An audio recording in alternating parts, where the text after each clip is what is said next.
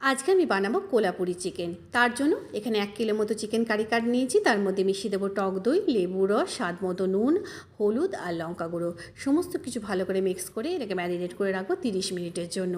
কড়াইতে সাদা তেল গরম করে তেজপাতা, লবঙ্গ, এলাচ, দারচিনি আর গোলমরিচ ফোড়ন দেবো।